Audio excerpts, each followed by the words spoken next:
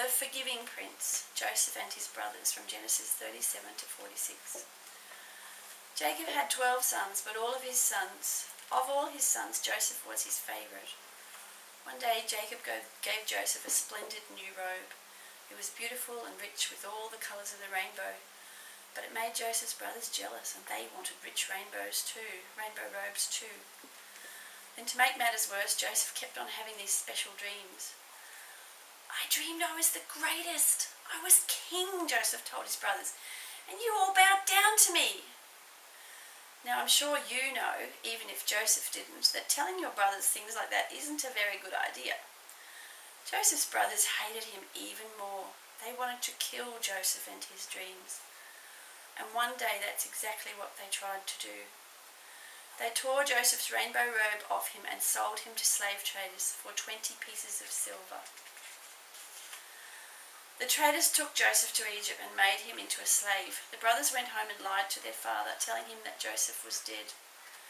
That's the end of that dreamer, they thought. But they were wrong. God had a magnificent dream for Joseph's life, and even when it looked like everything had gone wrong, God would use it all to help make the dream come true.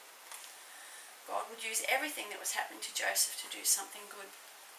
Meanwhile, though, things were not looking good for Joseph in Egypt. He was far from home and from his dad.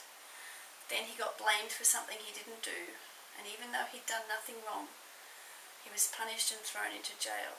But God had not left Joseph.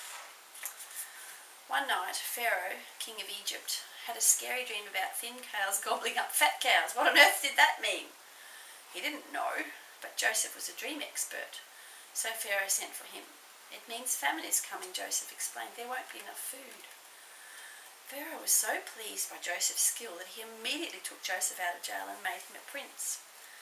Now, back home, Joseph's brothers had run out of food and everyone was hungry. God's special family was in danger. If they didn't get food soon, they would starve to death. So Joseph's brothers travelled to Egypt to buy food. They came, they knelt before the new prince. His brothers didn't know that the prince was Joseph, but Joseph knew who they were. Joseph's dream, the one about his brothers bowing down to him, was coming true. "It's me," Joseph cried. When they saw it was Joseph, his brothers were afraid. They had wronged Joseph. They had sinned and they knew it. Now Joseph would certainly punish them. But Joseph looked at his brothers and his eyes filled with tears. Even though his brothers had hurt him and hated him and wanted him dead, in spite of everything, he couldn't stop loving them. His heart, which they had broken, filled up with love, and Joseph forgave them. Joseph threw his arms around them. "Don't be afraid," he said. "Behind what you were doing, underneath everything that was happening, God was doing something for good. God was making everything right again." Joseph didn't punish them. He rescued them. He brought God's special family to live safely with him in Egypt. One day, God would send another prince, a young prince whose heart would break. Like Joseph, he would leave his home and his father. His brothers would hate him and want him dead. He would be sold for pieces of silver. He would be punished, even though he had done nothing wrong. But God would use everything that happened to this young prince, even the bad things, to do something good, to forgive the sins of the whole world.